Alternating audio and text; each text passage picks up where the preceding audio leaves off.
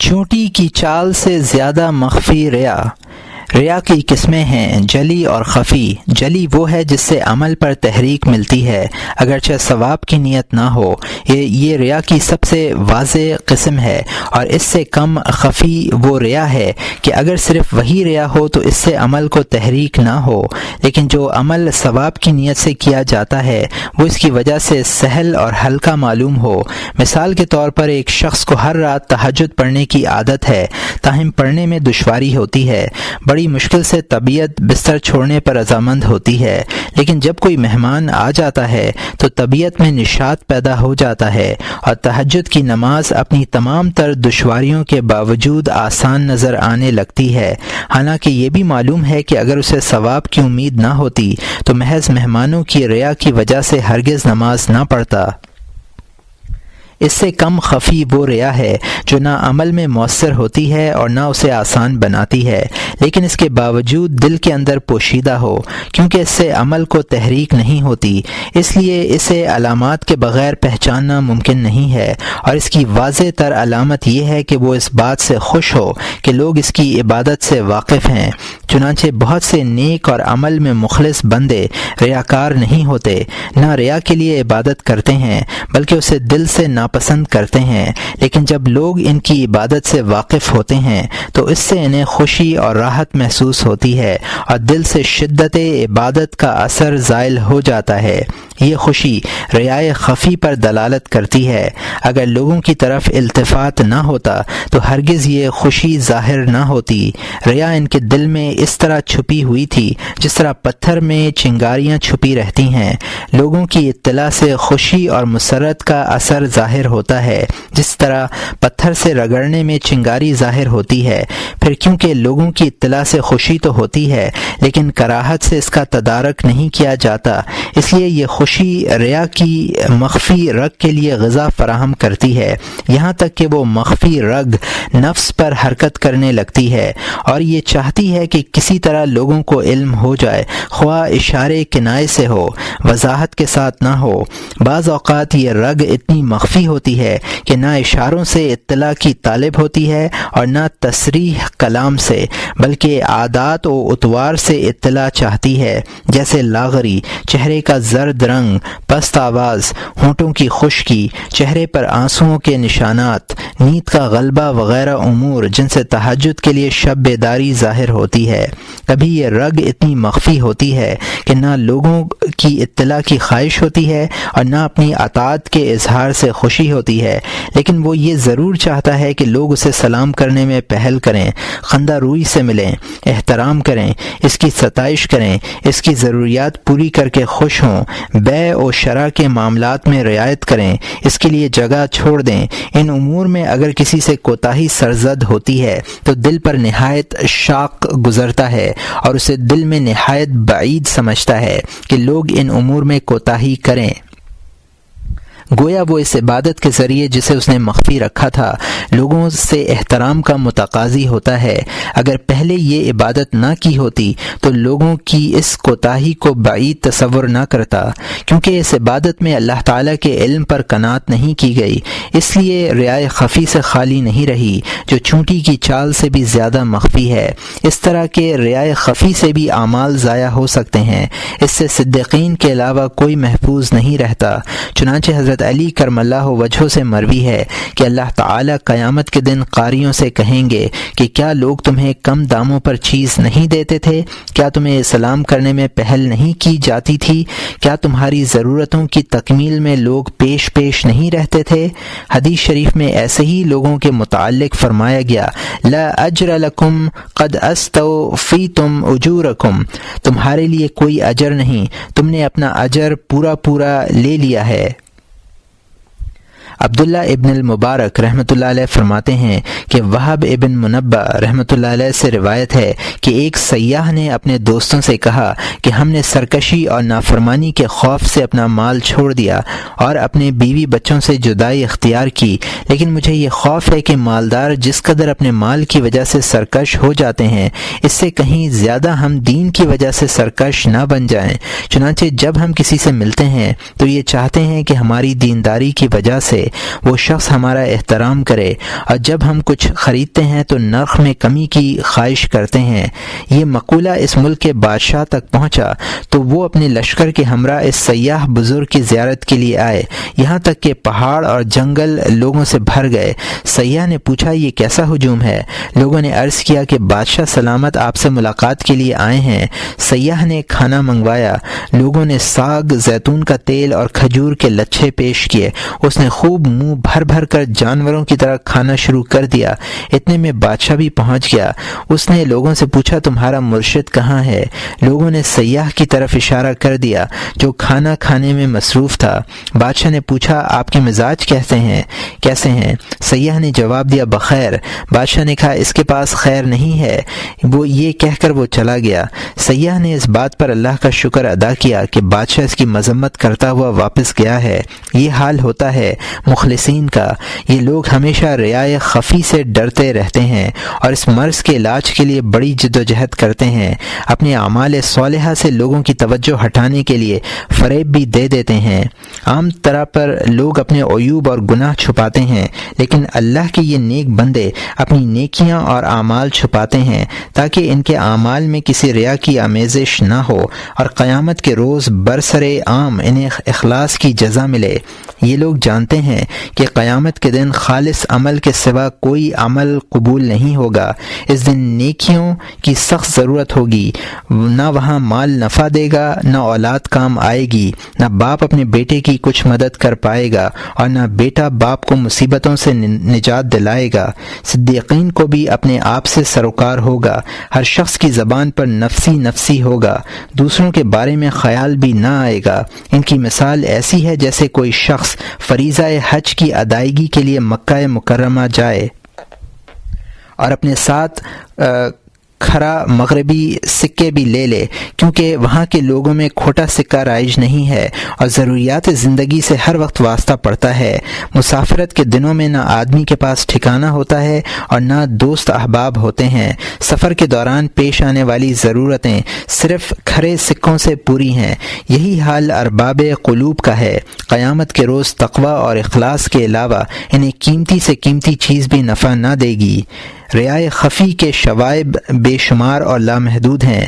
اس کی ایک بڑی علامت یہ ہے کہ جب آدمی کے نزدیک جانوروں اور انسانوں کے علم و اطلاع میں کوئی فرق باقی نہ رہے تو یہ سمجھ لو کہ وہ ریا سے خالی ہو گیا ہے۔ چنانچہ جب وہ بہائم سے بھی طمع ختم کر لیتا ہے تب اسے یہ پرواہ نہیں ہوتی کہ اس کے سامنے جانور ہیں یا دودھ پینے والے بچے، یا سرے سے کوئی موجود نہیں ہے، یا کوئی عبادت پر مطلع ہے یا نہیں۔ اگر وہ شخص مخلص ہے اور اللہ کے علم پر قناعت کرنے والا ہے تو وہ باشعور انسانوں سے بھی اسی طرح بے نیاز رہے گا جس طرح بے وقوفوں، بچوں اور جانوروں سے بے نیاز رہتا ہے، کیونکہ وہ جانتا ہے کہ آدمی خواہ وہ کتنی ہی زیادہ عقل کیوں نہ رکھتا ہو، نہ کسی کے رزق پر قادر ہے، نہ موت پر، نہ کسی کے ثواب و عذاب میں کمی بیشی کا اختیار رکھتا ہے۔ وہ بالکل اسی طرح عاجز و بے بس ہے جس طرح جانور، بچے اور مجنون عاجز ہیں۔ اگر کسی نے بندوں کے علم کو اس سے زیادہ اہمیت دی تو کہا جائے گا کہ وہ ریا خفی کے شائبے سے خالی نہیں ہے، لیکن یہ کہنا صحیح نہ ہوگا کہ ہر شائبہ ریا سے ثواب ضائع ہو جاتا ہے اور اعمال بیکار ہو جاتے ہیں، بلکہ اس میں کچھ تفصیل ہے۔ کس ریا سے اعمال باطل ہوتے ہیں؟ اگر کوئی شخص یہ کہے کہ ہم تو کسی کو نہیں دیکھتے کہ وہ اپنی عبادت پر لوگوں کے مطلع ہونے سے خوش نہ ہوتا ہو، آیا ہر خوشی مذموم ہے یا کوئی خوشی مذموم ہے اور کوئی محمود؟ اس کا جواب یہ ہے کہ ہر خوشی مذموم نہیں ہے، بلکہ اس کی 5 قسمیں ہیں۔ 4 قسمیں اچھی ہیں اور ایک بری۔ پہلی قسم تو یہ ہے کہ عابد کا مقصد اطاعت کو مخفی رکھنا اور اللہ کے لیے عبادت کو خالص بنانا تھا، لیکن جب لوگوں کو اس کی اطلاع ہوئی تو وہ یہ سمجھا کہ اللہ نے انہیں مطلع کیا ہے اور میری اچھائیوں کو اس نے آشکارا کیا ہے۔ اس سے وہ یہ سمجھتا ہے کہ مجھ پر اللہ کا بڑا کرم ہے اور میں اس کی نظر کرم اور لطف و عنایت سے محروم نہیں ہوں۔ میں اپنی اطاعتیں اور معصیتیں مخفی رکھنا چاہتا تھا، لیکن اس نے میرے گناہوں کی پردہ پوشی کی کی اور میری عبادتوں سے پردہ اٹھا لیا، اس سے زیادہ اور کیا لطف و کرم ہو سکتا ہے؟ اگر کوئی عابد لوگوں کی ستائش اور ان کے دلوں میں اپنی منزلت کی خواہش سے ہٹ کر محض اس لیے خوش ہو کہ اللہ نے اس کی معصیتیں چھپا کر اور عطاعتیں ظاہر کر کے بڑا کرم کیا ہے، اس طرح کی خوشی اچھی ہے۔ قل بفضل اللہ وبرحمتہ فبذلک فلیفرحوا، پارہ نمبر 11 رکوع نمبر 11 آیت نمبر 8۔ آپ ان سے کہہ دیجئے تو بس لوگوں کو خدا کے اس انعام و رحمت پر خوش ہونا چاہیے۔ یعنی عابد اللہ کے ہاں اپنی قبولیت پر خوش ہوا، نہ کہ اس لیے کہ لوگ اس کی عبادت سے واقف ہیں۔ دوسری قسم یہ ہے کہ دنیا میں اس کرم خداوندی سے یہ نیک فعل لے کر جس طرح اللہ نے دنیا میں میری نیکیاں ظاہر کی ہیں اور برائیاں چھپائی ہیں، اسی طرح کا معاملہ قیامت کے روز بھی ہوگا۔ حدیث میں ہے ما ستر اللہ علی عبد ذنبا فی الدنیا الا ستر علیہ فی الآخرہ، یہ مسلم کی حدیث ہے جس کو ابو ہریرہ رضی اللہ تعالیٰ عنہ نے روایت کیا ہے۔ اللہ بندے کے جس عمل کو دنیا میں چھپا لے گا، آخرت میں بھی اس کی پردہ پوشی کرے گا۔ تیسری قسم یہ ہے کہ اپنی عبادت کے اظہار سے یہ خیال کرے کہ لوگ اس کی اقتداء کریں گے، اس طرح اس کا اجر دگنا ہو جائے گا، یعنی اسے ان لوگوں کا بھی اجر ملے گا جنہوں نے اس کی اقتداء میں عبادت کی، اور خود اپنی عبادت کا بھی اجر ملے گا، کیونکہ جس کی اقتداء کی جاتی ہے حدیث کے مطابق اسے اقتداء کرنے والوں کے مطابق اجر ملا کرتا ہے، اور ان کے اجر کی کوئی کمی نہیں ہوتی۔ ثواب میں اضافے ہونے سے یقیناً خوش ہونا چاہیے۔ چوتھی قسم یہ ہے کہ جن لوگوں نے اس کی تعریف کی، ان کی تعریف سے اس لیے خوش ہوا کہ انہوں نے تعریف کر کے اللہ تعالیٰ کی اطاعت کو پسند کیا ہے اور اس کی اطاعت کرنے والوں سے محبت ہے، ان کے دلوں میں اطاعت کا جذبہ موجود ہے، ورنہ ایسے مومن بھی ہیں جو کسی نیک سیرت اور متی بندے کو دیکھ کر جلتے کوڑتے اور حسد کرتے ہیں، یا اس کی مذمت کرتے ہیں اور اس کا مذاق اڑاتے ہیں، یا اسے ریاکار کہتے ہیں۔ اس نوعیت کی خوشی کا حاصل یہ ہے کہ تعریف کرنے سے لوگوں کی حالت معلوم ہو گئی اور ان کے ایمان کی صداقت واضح ہو گئی۔ اس سلسلے میں عابد کے مخلص ہونے کی علامت یہ ہے کہ وہ جس طرح اپنی تعریف سے خوش ہو، اسی طرح دوسرے عبادت گزاروں کی تعریف سن کر بھی خوش ہو۔ اگر اپنی تعریف سے خوش ہوا اور دوسروں کی تعریف سے حسد کیا تو یہ اخلاص کے منافی ہوگا۔ پانچویں قسم مذموم ہے، اور وہ یہ ہے کہ خوشی کا منبع یہ خیال ہو کہ لوگوں کے دلوں میں اس کی منزلت قائم ہو گئی ہے، اسی لیے تو وہ اس کی تعریف کرتے ہیں، اس کی ضرورتیں پوری کرتے ہیں، نشست و برخاست میں اسے مقدم سمجھتے ہیں اور اس کے ساتھ اعزاز و اکرام کا معاملہ کرتے ہیں۔ ریائے جلی اور ریائے خفی کی وہ قسمیں جن سے اعمال باطل ہوتے ہیں۔ اس سلسلے میں ہم یہ کہتے ہیں کہ اگر کسی بندے نے اپنی عبادت کی بنیاد اخلاص پر رکھی، اس کے بعد ریا نے حملہ کیا، تو یہ دیکھا جائے گا کہ ریا کا ظہور عبادت سے فراغت کے بعد ہوا ہے یا فراغت سے پہلے۔ اگر فراغت کے بعد ریا کے ظہور سے اظہار کیے بغیر سرور ہوا ہے تو اس سے عمل فاسد نہیں ہوگا، کیونکہ عمل اخلاص کے وصف کے ساتھ ریا سے محفوظ رہ کر پورا ہو چکا ہے۔ اس عمل کے تمام ہو جانے کے بعد جو ریا طاری ہوا ہے، اس کے بارے میں امید یہ ہے کہ وہ عمل پر اثر انداز نہیں ہوگا، خاص طور پر اس صورت میں جب کہ اس نے اظہار میں تکلف نہیں کیا اور نہ کسی سے اس نے عبادت، ذکر و اظہار کی خواہش کی۔ عمل کا ظہور بالکل اتفاقی طور پر اللہ کے ظاہر کرنے سے ہوا ہے، اس کی وجہ سے دل پر سرور اور فرحت کے علاوہ کوئی اثر مرتب نہیں ہوا ہے۔ ہاں اگر عمل کے خلوص پر تمام ہونے کے بعد اس کے اظہار میں خود اس کا اپنا کوئی دخل نہیں ہوتا تو اس میں خطرہ تھا۔ آثار و روایات سے ثابت ہوتا ہے کہ اس سے عمل ضائع ہو جاتا ہے۔ حضرت عبداللہ ابن مسعود رضی اللہ تعالیٰ عنہ روایت کرتے ہیں کہ انہوں نے ایک شخص کو یہ کہتے ہوئے سنا کہ میں نے رات سورہ بقرہ کی تلاوت کی تھی۔ آپ نے فرمایا اس تلاوت میں اس شخص کا صرف اتنا ہی حصہ تھا، وہ اپنا حصہ لے چکا ہے۔ حضرت صلی اللہ علیہ وسلم نے ایک شخص سے جس نے یہ کہا تھا میں نے تمام عمر روزے رکھے ہیں، ارشاد فرمایا کہ نہ تو نے روزہ رکھا اور نہ افطار کیا۔ یہ مسلم کی حدیث ہے جس کو ابو قتادہ رضی اللہ تعالیٰ عنہ نے روایت کیا ہے۔ بعض لوگ کہتے ہیں کہ یہ بات آپ نے اس لیے فرمائی کہ اس نے اپنا عمل ظاہر کر دیا تھا۔ یہ بھی کہا گیا ہے کہ یہ ارشاد صوم دہر کی کراہت پر دلالت کرتا ہے۔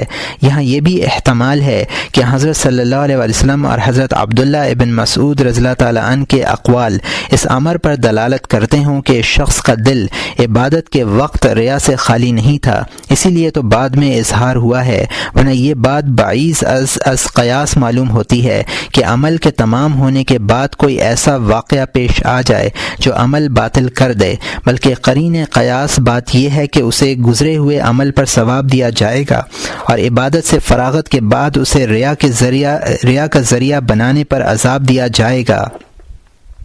اس کے برخلاف اگر ریا مثلا نماز سے فارغ ہونے سے پہلے ہی اس کی نیت ریا کی طرف مائل ہو جائے تو یہ بلا شبہ فساد عمل کا موجب ہے۔ ہاں اگر عمل اخلاص کے ساتھ کیا مگر عمل کے دوران کچھ ریا بھی ہو گیا تو اس کی دو صورتیں ہیں، یا تو وہ صرف خوشی کی صورت میں عمل پر اثر انداز ہوئے بغیر ظاہر ہوا، یا وہ عمل کے لیے محرک بن کر سامنے آیا اور اسی بنیاد پر عمل اختتام پذیر ہوا۔ اگر ریا دوسری صورت میں ظاہر ہوا ہے تو اس سے عمل باطل ہو جائے گا۔ اس کی مثال ایسی ہے جیسے کسی شخص نے نفل نماز خلوص کے ساتھ شروع کی، لیکن درمیان میں کچھ لوگ یا بادشاہ سلامت ادھر سے گزرے تو اس کی خواہش ہوئی کہ یہ گزرنے والے اس کی طرف دیکھیں، یا نماز کے دوران کوئی مال وغیرہ یاد آ گیا اور دل چاہا کہ نماز چھوڑ کر وہ مال تلاش کرے، لیکن اس خوف سے کہ اگر نماز چھوڑی تو لوگ برا کہیں گے نماز میں مصروف رہا، اگر لوگ نہ ہوتے تو نماز منقطع کر دیتا۔ اس صورت میں یہ عمل باطل ہو جائے گا، بلکہ اس کا اعادہ کرنا ہوگا۔ اگر اسے طور فرض ادا کر رہا تھا۔ سرکار دو عالم صلی اللہ علیہ وسلم ارشاد فرماتے ہیں العمل قالوا اذا طالب آخر طاب اولا۔ یہ ابن ماجہ کی حدیث ہے جس کو معاویہ ابن ابی سفیان رضی اللہ تعالیٰ عنہ نے روایت کیا ہے۔ عمل برتن کی طرح ہے، جب اس کا آخر اچھا ہوگا اس کا اول بھی اچھا ہوگا۔ ایک روایت میں یہ الفاظ ہیں من رائی بعملہ ساعت حبت عملہ الذی کان قبلہ، جو شخص اپنے عمل سے ایک لمحہ ریا کرے گا اس کے وہ تمام اعمال جو اس عمل سے پہلے ہیں باطل ہو جائیں گے۔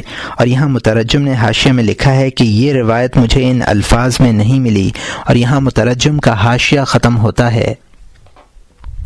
جو شخص اپنے عمل سے ایک لمحہ ریا کرے گا اس کے وہ تمام اعمال جو اس عمل سے پہلے ہیں باطل ہو جائیں گے۔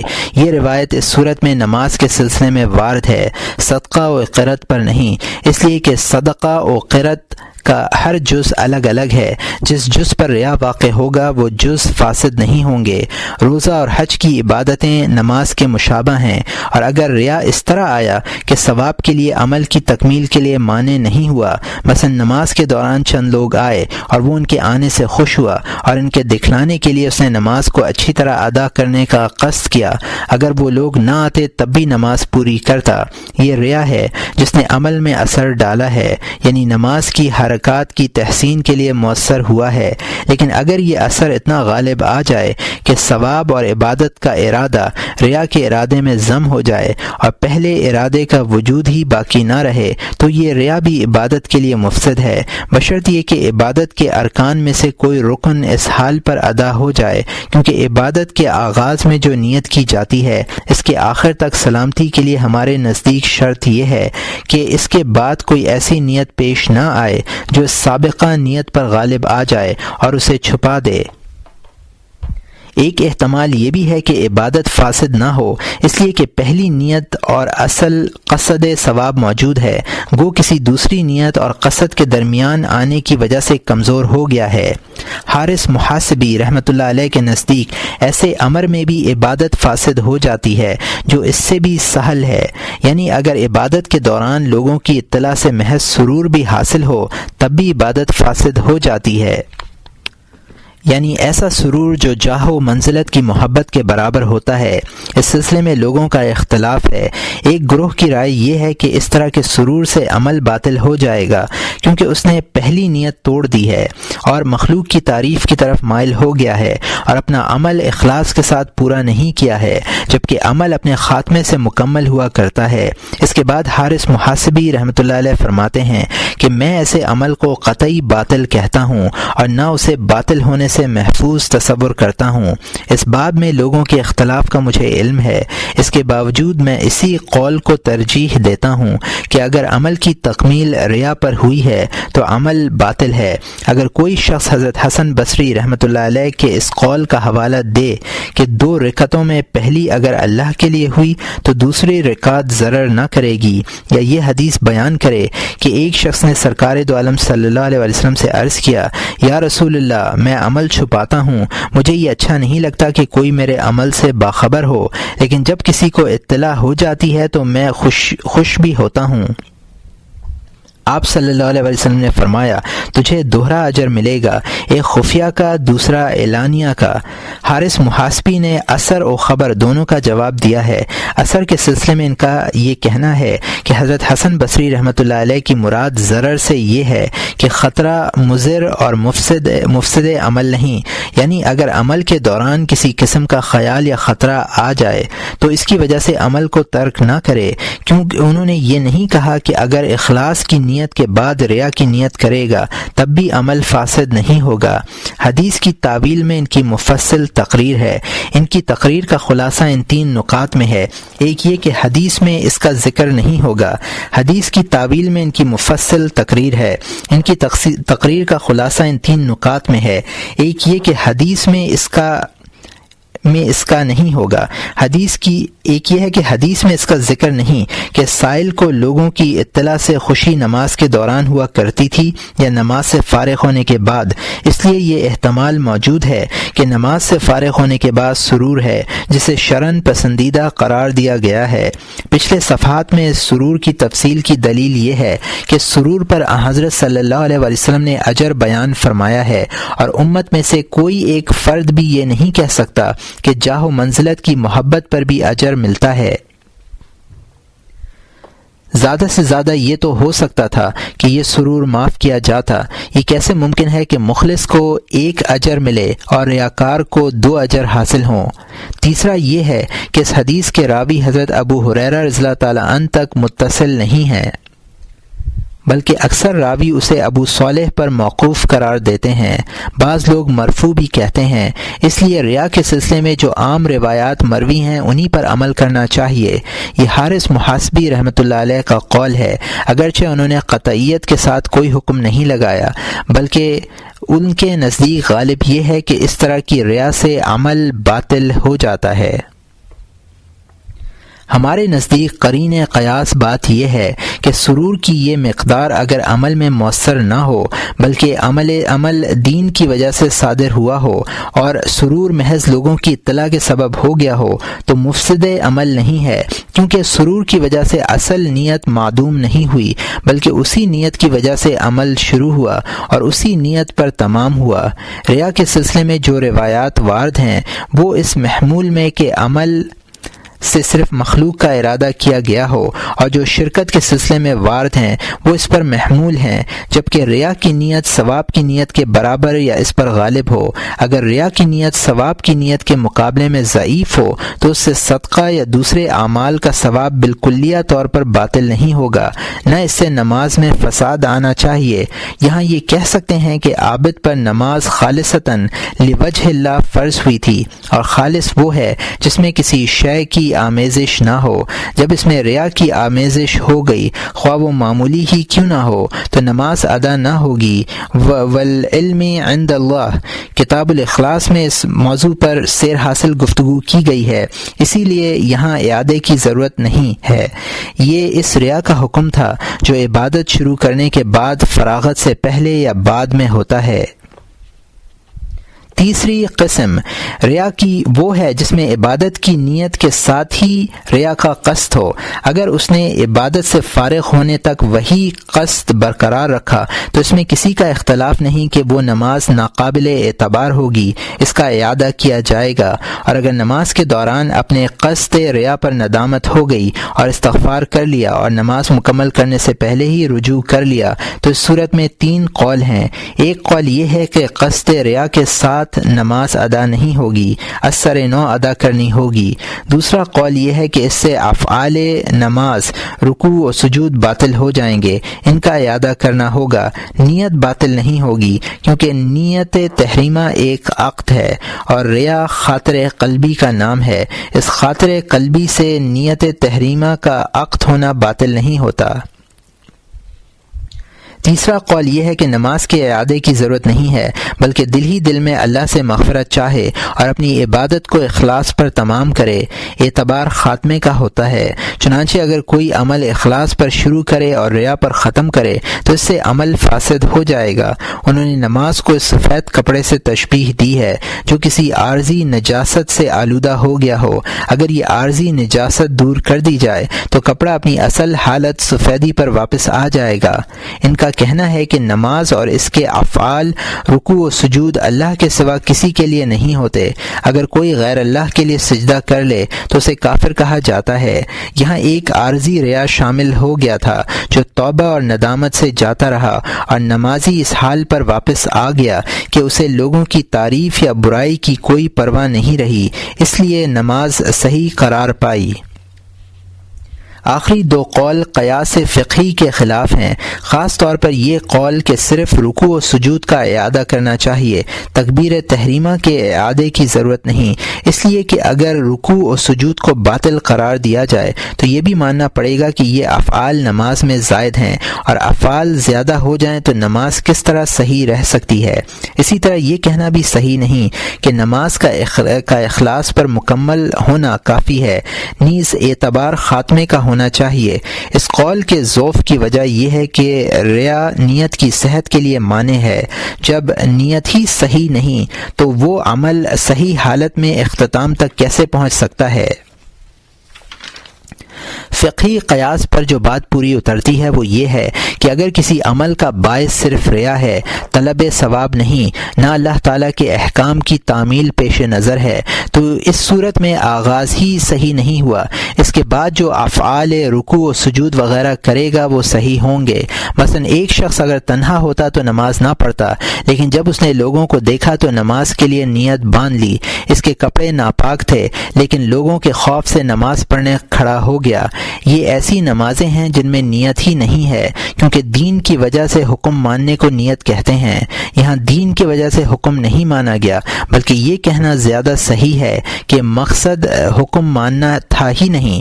ہاں اگر یہ صورت ہوتی کہ لوگوں کی عدم موجودگی میں بھی نماز پڑھتا لیکن لوگوں کی موجودگی میں رغبت زیادہ ہو گئی تو یہاں 2 باعث جمع ہو گئے۔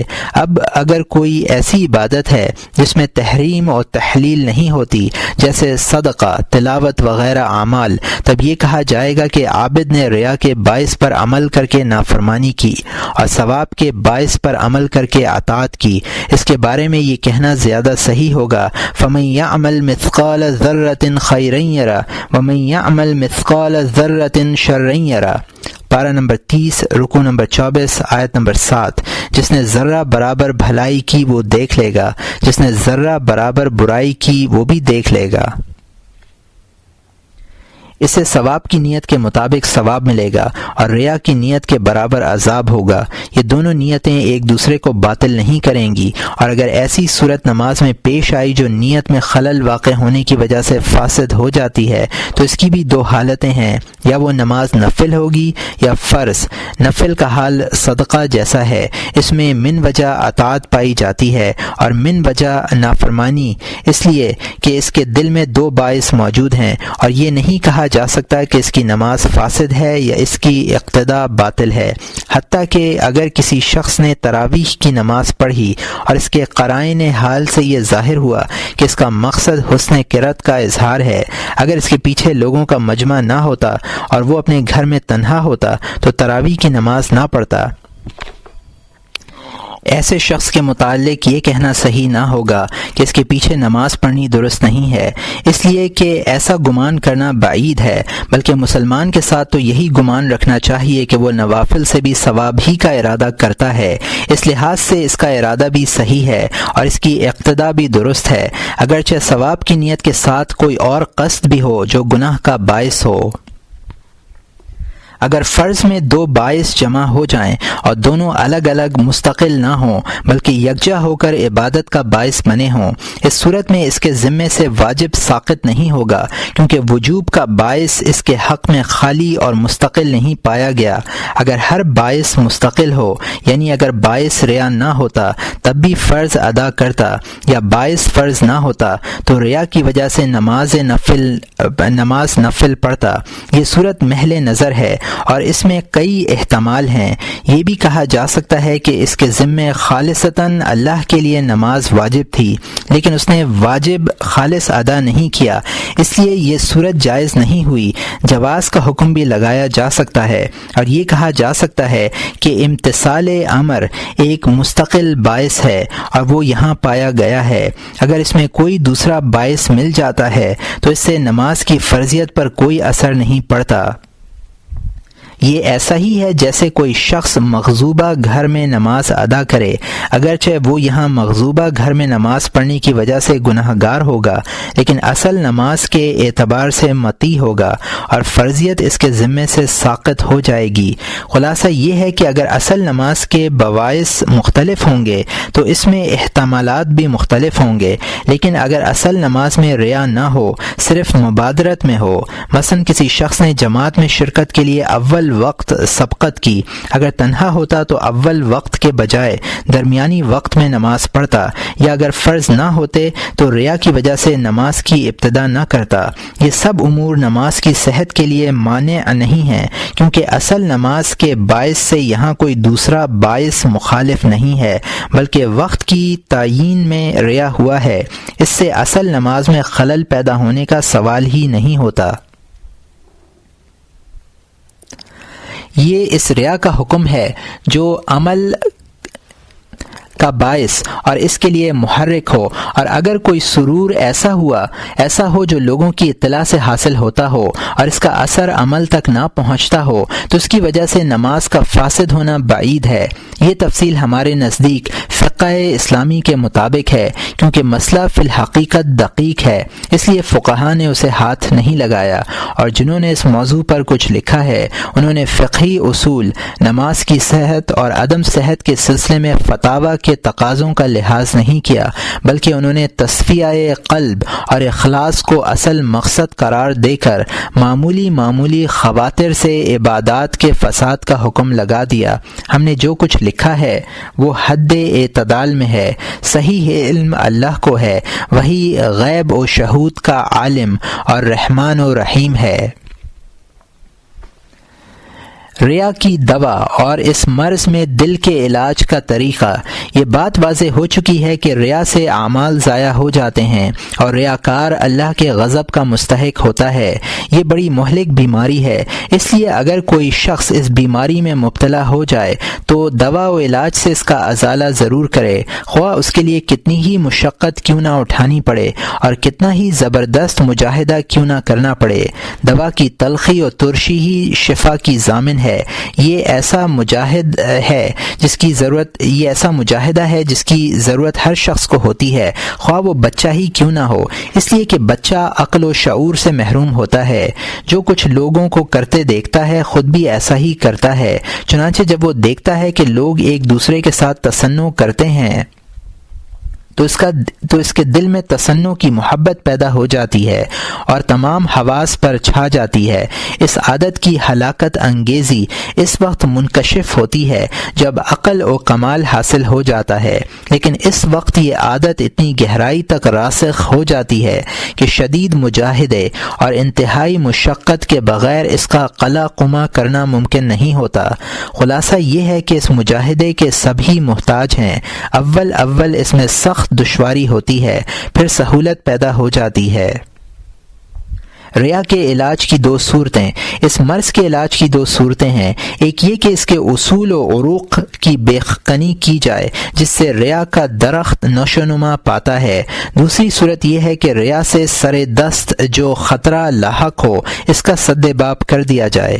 پہلی صورت اصول و اسباب کی بےخنی، یہ صورت اسی وقت قابل عمل ہو سکتی ہے جب اصول و اسباب معلوم ہوں۔ اس سلسلے میں یہ بات یاد رکھنی چاہیے کہ ریا کی اصل جاہ و منزلت کی محبت ہے، اگر اسے مفصل بیان کیا جائے تو اس کی تین اصلیں نکلتی ہیں، اول تعریف کی لذت، دوم مذمت کے رنج سے نفرت، سوم لوگوں کی مملوکہ چیزوں میں طمع۔ یہی چیزیں ریا کا اسباب ہیں، انہی سے ریا کو تحریک ہوتی ہے۔ چنانچہ حضرت ابو موسیٰ الاشعری رضی اللہ تعالیٰ عنہ کی روایت اس کی شاہد ہے، وہ فرماتے ہیں کہ ایک اعرابی نے سرکار دو عالم صلی اللہ علیہ وسلم سے دریافت کیا، یا رسول اللہ، اس شخص کے بارے میں کیا حکم ہے جو حمیت کے لیے جہاد کرتا ہے؟ حمیت کے معنی یہ ہیں کہ اسے اس بات سے غیرت آتی ہے کہ خود مغلوب ہو جائے یا مغلوب ہونے کی وجہ سے لوگ اسے برا کہیں۔ اسی طرح اس شخص کے بارے میں آپ کیا فرماتے ہیں جو مرتبہ حاصل کرنے کے لیے جنگ کرے یا ناموری کے لیے لڑے؟ مرتبہ حاصل کرنے کے معنی ہے جاہ کی خواہش اور دلوں میں جگہ پانے کی تمنا، اور ذکر سے مراد زبانی تعریف کی خواہش ہے۔ آپ نے یہ سوال سن کر فرمایا، من قاتل لتکون کلمۃ اللہ ہی العلیٰ فہو فی سبیل اللہ، جو شخص اللہ کا کلمہ اونچا کرنے کے لیے جنگ کرے وہی اللہ کی راہ میں ہے۔ حضرت عبداللہ ابن مسعود رضی اللہ تعالیٰ عنہ فرماتے ہیں کہ جب دونوں فریق جہاد میں دست و گریباں ہوتے ہیں تو ملائکہ اترتے ہیں اور لوگوں کے جہاد کا حال ان کے مراتب کے مطابق تحریر کرتے ہیں کہ فلاں شخص ذکر کے واسطے جنگ کرتا ہے، فلاں شخص ملک کے لیے لڑتا ہے۔ ملک کے لیے لڑنے سے اس بات کی طرف اشارہ ہے کہ دنیاوی مال و متاع کے لیے لڑتا ہے۔ ملک کے لیے لڑنے میں اس بات کی طرف اشارہ ہے کہ دنیاوی مال و متاع کے لیے لڑتا ہے۔ حضرت عمر رضی اللہ تعالیٰ عنہ فرماتے ہیں کہ لوگ کسی مقتول کو شہید کہنے لگتے ہیں، کیا معلوم اس نے اپنی سواری کے دونوں تھیلے سیم و زر سے لبریز کر رکھے ہیں۔ ایک حدیث میں ہے کہ حضرت صلی اللہ علیہ وسلم نے ارشاد فرمایا، من غزا الا یبغی الا اقالا فلہ ما نوى، یہ نسائی کی حدیث ہے، جو شخص اونٹوں کے باندھنے کی رسی کے لیے جہاد کرے تو اسے اس کے مطابق ملے گا۔ اس حدیث میں بھی طمع کی طرف اشارہ ہے۔ بعض اوقات آدمی کو تعریف کی خواہش نہیں ہوتی لیکن وہ مذمت کے علم سے بچنا چاہتا ہے، جیسے کوئی بخیل اگر چند ایسے سخیوں کے درمیان پھنس جائے جو اللہ کی راہ میں زیادہ سے زیادہ مال خیرات کر رہے ہوں تو وہ بھی تھوڑا مال خیرات کر دیتا ہے تاکہ بخیل نہ کہلائے۔ اسے تعریف کی تمنا نہیں تھی، محض بخل کی بدنامی سے بچنے کی متمنی تھی۔ یا جیسے کوئی بزدل بہادروں کی صف میں پھنس جائے کہ بھاگنے کی کوشش کے باوجود بھاگ نہ سکے تاکہ لوگ بزدل نہ کہیں، احتیاط کے ساتھ چند حملے کر کے وہ نامردی کے خطاب سے بچنا چاہتا ہے، بہادر کہلانا نہیں چاہتا۔ اسی طرح وہ شخص ہے جو شب بیداروں میں رہے اور چند رکعت پڑھ لے تاکہ لوگ کاہل نہ کہیں، یہ بھی مذمت سے خائف ہے، حمد کا متمنی نہیں۔ کبھی آدمی تعریف کی لذت پر تو صبر کر سکتا ہے لیکن مذمت کی تکلیف پر صبر نہیں کر پاتا، چنانچہ وہ حاجت کے باوجود استفسار نہیں کرتا، یا علم کے بغیر ہی فتویٰ دے دیتا ہے، یا علم حدیث سے واقفیت کا دعویٰ کرتا ہے حالانکہ وہ کچھ نہیں جانتا، محض اس لیے کہ اس کی مذمت نہ کی جائے۔ یہ وہ تین امور ہیں جن سے ریاکار ریا پر مائل ہوتا ہے۔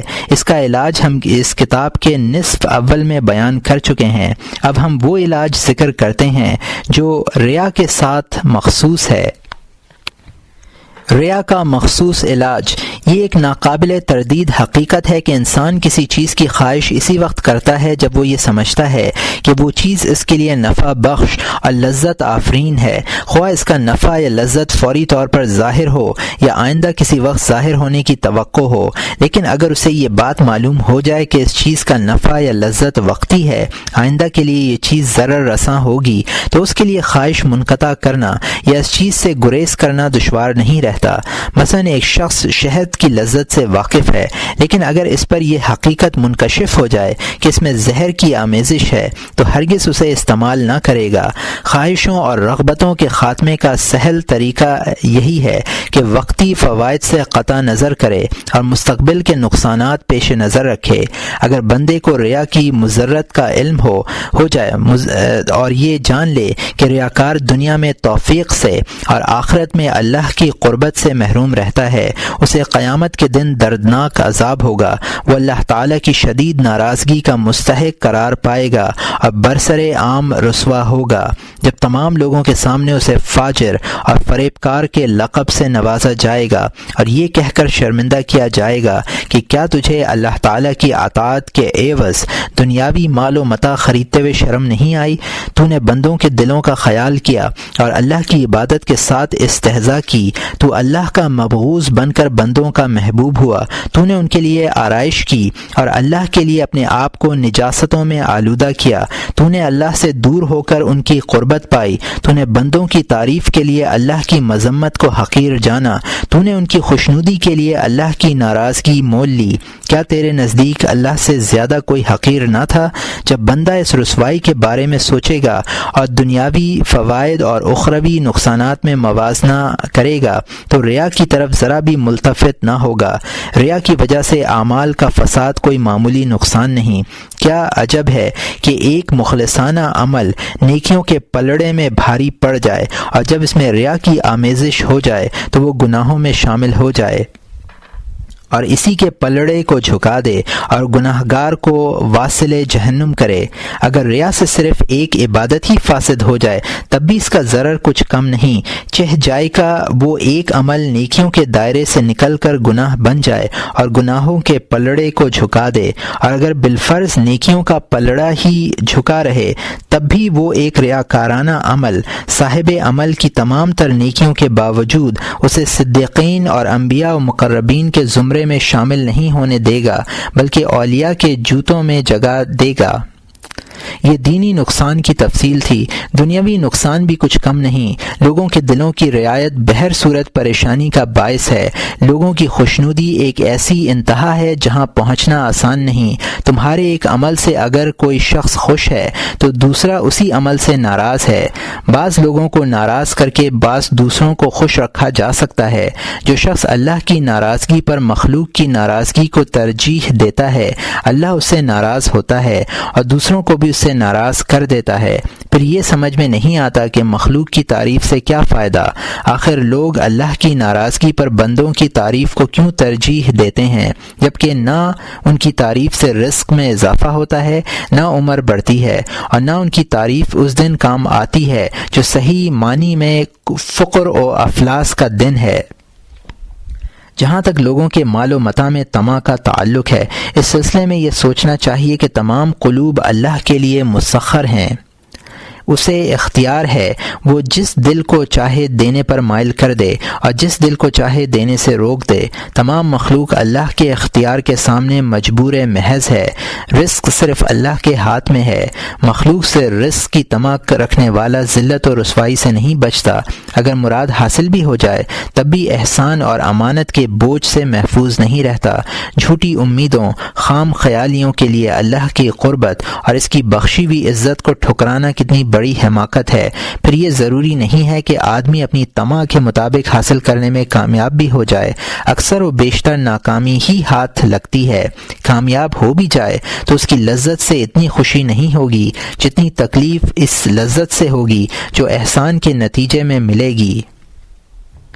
لوگوں کی مذمت سے ڈرنا بھی حماقت ہے۔ کیا ان کی مذمت سے نقصان میں اضافہ ہوتا ہے؟ جو کچھ کاتب تقدیر نے لکھ دیا ہے وہ ہو کر رہے گا۔ نہ مذمت سے موت جلد آئے گی اور نہ رزق میں دیر ہوگی، نہ دوزخ میں ٹھکانہ ملے گا اگر جنتی ہے، نہ اللہ کا مبغوض ٹھہرے گا اگر اس کا محبوب ہے۔ تمام بندے عاجز ہیں، نہ وہ نفع و ضرر پر قادر ہیں، نہ موت و حیات ان کے بس میں ہے، نہ موت کے بعد کی زندگی پر انہیں اختیار حاصل ہے۔ قرآن کریم میں ہے وَلَا يَمْلِكُونَ لِأَنفُسِهِمْ ضَرًّا وَلَا نَفْعًا وَلَا يَمْلِكُونَ مَوْتًا وَلَا حَيَاةً وَلَا نُشُورًا، پارہ نمبر 18 رکوع نمبر 16 آیت نمبر 3۔ اور خود اپنے لیے نہ کسی نقصان کا اختیار رکھتے ہیں اور نہ کسی نفع کا، اور نہ کسی کے مرنے کا اختیار رکھتے ہیں اور نہ کسی کے جینے کا اور نہ کسی کو دوبارہ جلانے کا۔ اگر اس طرح سوچا جائے اور دل و دماغ کو فکر و تدبر کی یہ سمت عطا کی جائے تو کوئی وجہ نہیں کہ دل میں ریا کی طرف میلان باقی رہے۔ اس لیے عقل مند آدمی ایسی چیزوں سے رغبت نہیں رکھتا جس میں ضرر زیادہ ہو اور نفع کم ہو۔ پھر یہ بات بھی بڑی اہم ہے کہ اگر لوگوں کو ریاکار کے باطن کا حال معلوم ہو جائے کہ وہ دل میں ریا کرتا ہے اور زبان سے خلوص ظاہر کرتا ہے تو وہ نفرت کرنے لگیں۔ اللہ تعالیٰ کبھی نہ کبھی اس کا بھید کھول ہی دیں گے تاکہ وہ لوگوں کے نزدیک مبغوض ٹھہرے اور وہ اس کی ریاکاری اور اللہ کے ہاں اس کی رسوائی سے واقف ہو جائیں۔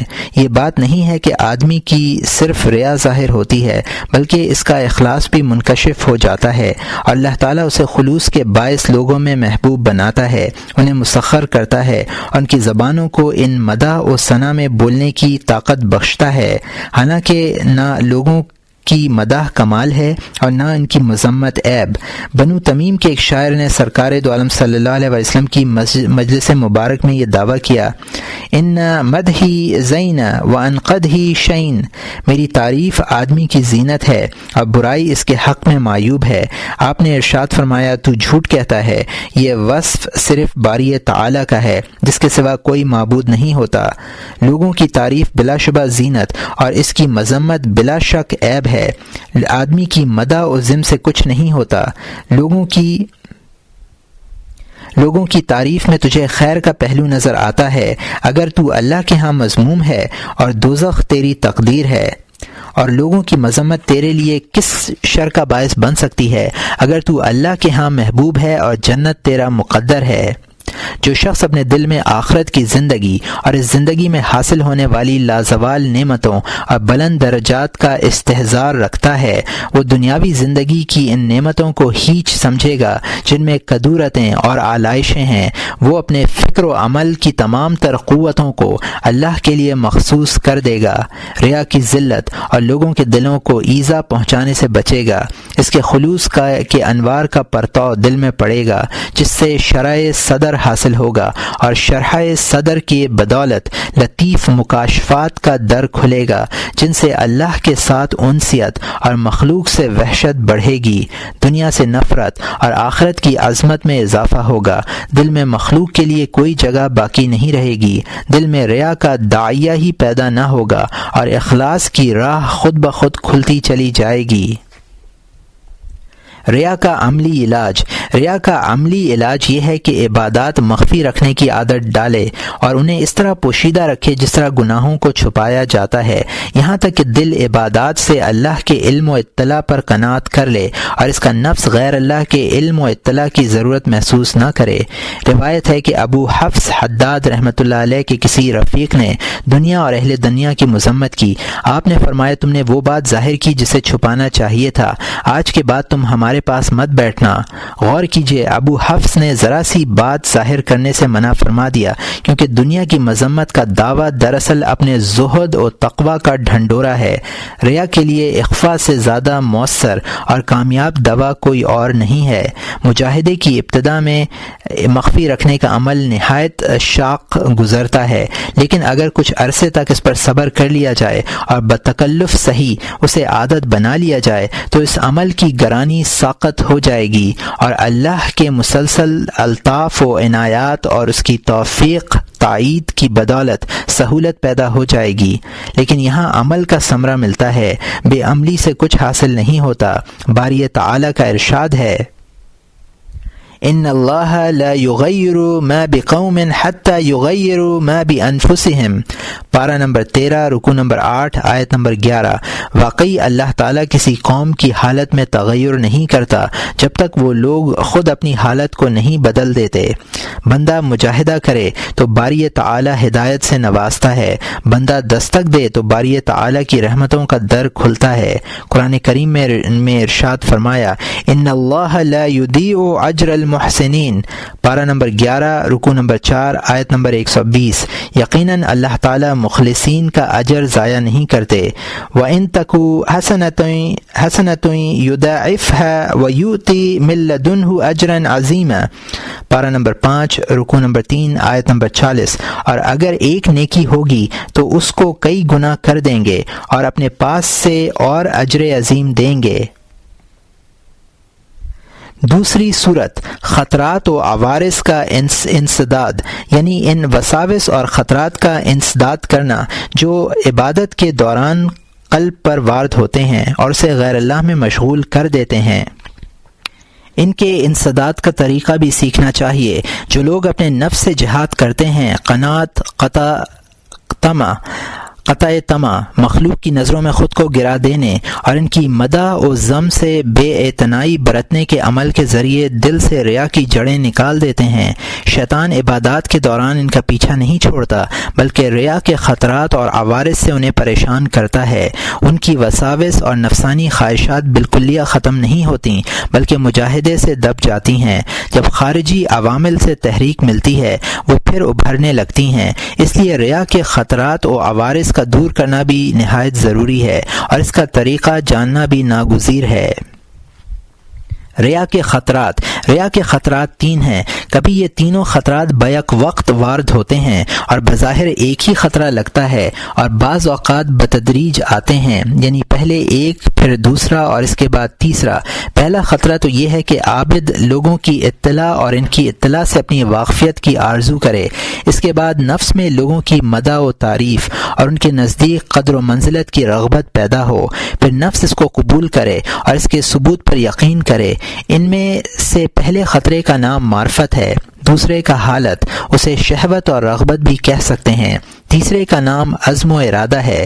پہلے خطرے کے انسداد کے لیے زیادہ قوت کی ضرورت ہے تاکہ دوسرے خطرات کی آمد کا امکان ہی باقی نہ رہے۔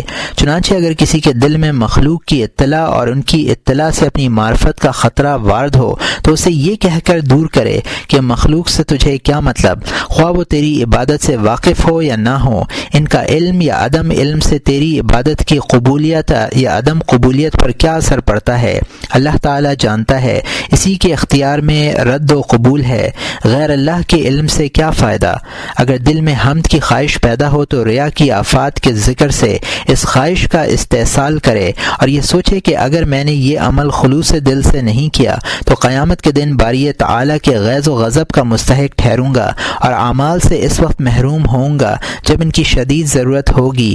جس طرح یہ جاننے سے کہ لوگ ہماری عبادت سے واقف ہیں ریا کی رغبت اور شہوت جنم لیتی ہے، اس طرح ریا کی آفات کے ذکر سے کراہت اور نفرت پیدا ہوتی ہے۔ رغبت قبول کی اور کراہت انکار کی دعوت دیتی ہے۔ نفس ان میں سے وہ دعوت قبول کرتا ہے جو زیادہ قوی اور غالب ہو۔ ریا کے خطرات کا سد باب، اس سے معلوم ہوا کہ ریا کے خطرات دور کرنے کے لیے 3 امور ضروری ہیں: معرفت، کراہت اور انکار۔ بندہ کبھی عزم و اخلاص کے ساتھ عبادت شروع کرتا ہے، پھر ریا کا خطرہ پیش آتا ہے اور وہ اسے قبول کر لیتا ہے۔ اس وقت اسے وہ معرفت اور نفرت یاد نہیں رہتی جو دل میں پہلے سے موجود تھی۔ اس کی وجہ یہ ہے کہ مذمت کا خوف، مداح کی محبت اور حرص اتنی دل پر غالب آ جاتی ہے کہ دوسری چیز کی گنجائش ہی باقی نہیں رہتی، اور ریا کی آفات اور عاقبت کی خرابی کی جو معرفت پہلے سے ہوتی ہے وہ مغلوب ہو جاتی ہے، بلکہ دل میں گنجائش نہ پا کر نکل جاتی ہے۔ اس کی مثال ایسی ہے جیسے کوئی شخص اپنے دل میں حلم کا خیال رکھے، غضب کو برا سمجھے اور یہ عزم رکھے کہ اگر غصے کے اسباب رونما ہوئے تو میں تحمل اور بردباری سے کام لوں گا، پھر بعض ایسے اسباب پیدا ہوئے جن سے اس کے غصے کی آگ بھڑک اٹھی اور دل سے ثابت سابق عزم کا خیال نکل گیا اور غیظ و غضب کی آفات نگاہوں سے اوجھل ہو گئیں۔ یہی حال شہوت کی حلاوت کا ہے کہ جب دل اس حلاوت سے لبریز ہوتا ہے تو معرفت کا نور چھپ جاتا ہے۔ حضرت جابر رضی اللہ تعالیٰ عنہ نے اپنی اس روایت میں اسی حقیقت کی طرف اشارہ کیا ہے۔ فرماتے ہیں کہ ہم نے درخت کے نیچے سرکار دو عالم صلی اللہ علیہ وسلم سے اس بات پر بیعت کی تھی کہ جہاد سے راہ فرار اختیار نہیں کریں گے، موت پر بیعت نہیں کی تھی، لیکن جنگ حنین کے موقع پر ہم نے یہ بیعت فراموش کر دی اور میدان جنگ سے بھاگ کھڑے ہوئے۔ جب ہمیں یہ کہہ کر آواز دی گئی اے درخت کے نیچے بیعت کرنے والو، تب ہم واپس آئے۔ اور یہ مسلم کی حدیث ہے جس کو العباس رضی اللہ تعالیٰ عنہ نے روایت کیا ہے۔ بیعت کے باوجود میدان جنگ سے اس لیے فرار ہوئے تھے کہ دل خوف سے بھر گئے تھے اور ثابت قدم رہنے کا عہد ذہن سے نکل گیا تھا۔ جب وہ عہد یاد دلایا تو واپس آئے۔ ان تمام شہوات کا یہی حال ہے جو ایک دم جوش میں آتی ہیں، یعنی ان شہوات سے ایمان میں جو ضرر پیدا ہوتا وہ یاد نہیں رہتا۔ اس سے معلوم ہوا کہ معرفت باقی نہ رہے تو کراہت کا اظہار نہیں ہوتا، کیونکہ کراہت معرفت کے نتیجے میں ظاہر ہوتی ہے۔ کبھی انسان یاد بھی کر لیتا ہے اور جان لیتا ہے کہ جو خطرہ اس کے دل میں وارد ہوا ہے وہ ریا کا خطرہ ہے جو خدا کے غضب کا باعث ہے، لیکن اس پر شہوت اس قدر غالب ہوتی ہے کہ معرفت کے باوجود وہ اس پر اصرار کرتا ہے۔ ہوائے نفس اس کی عقل پر چھا جاتی ہے، جو لذت ملتی ہے اسے چھوڑ نہیں پاتا اور توبہ و استغفار کے ہیلے بہانے تراش کر دل کو مطمئن کرتا ہے یا ایسے کام کرتا ہے جن سے اس لذت کی خرابی پر غور کرنے کی مہلت ہی نہ ملے۔ بہت سے علماء ایسے ہیں جن کا کوئی لفظ ریا سے خالی نہیں ہوتا اور وہ اس سے واقف بھی ہوتے ہیں، اس کے باوجود اجتناب نہیں کرتے بلکہ اصرار کرتے ہیں۔ یہ اصرار ان پر زبردست حجت ہوگا، کیونکہ وہ ریا کی ہلاکت کا علم رکھتے ہوئے بھی ریا کرتے ہیں، حالانکہ محض معرفت ہی کافی نہیں ہے بلکہ معرفت کے ساتھ نفرت بھی ضروری ہے۔ بعض اوقات آدمی معرفت اور کراہت دونوں رکھتا ہے، اس کے باوجود ریا کے دوائی قبول کرتا ہے اور ان کے بموجب عمل کرتا ہے، کیونکہ شہوت کی قوت کے مقابلے میں کراہت ضعیف ہوتی ہے۔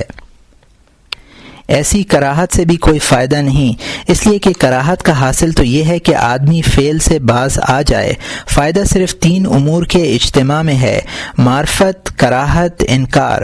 انکار کراہت کا ثمرہ ہے اور کراہت معرفت کا رد عمل ہے۔ جس قدر ایمان اور علم کا نور قوی ہوگا اسی قدر معرفت قوی ہوگی، اور جس قدر آدمی کے دل میں دنیا کی محبت ہوگی، آخرت سے غفلت ہوگی، جس قدر وہ اللہ کے انعامات سے منہ موڑے گا اور دنیاوی زندگی کی آفات سے بے پرواہ رہے گا اور اخروی زندگی کی لازوال نعمتوں سے اعراض برتے گا، اسی قدر معرفت ضعیف ہوگی۔ یہ ایک سلسلہ ہے جس کی کڑیاں ایک دوسرے سے وابستہ ہیں، بعض کا ثمرہ اور نتیجہ ہیں، اور ان سب کی اصل دنیا کی محبت اور غلبہ شہوات ہے۔ یہی ہر گناہ کی جڑ اور خطا کی بنیاد ہے، کیونکہ جاہ و منزلت کی لذت اور دنیاوی نعمتوں کی محبت ہی آدمی کے دل کو لوٹ لیتی ہے اور اس کی ایمانی قوت سلب کر لیتی ہے۔ وہ اس لذت میں اتنا منہمک ہوتا ہے کہ نہ وہ آخرت کو اپنے غور و فکر کا موضوع بنا پاتا ہے اور نہ کتاب و سنت کے انوار سے استفادہ کر سکتا ہے۔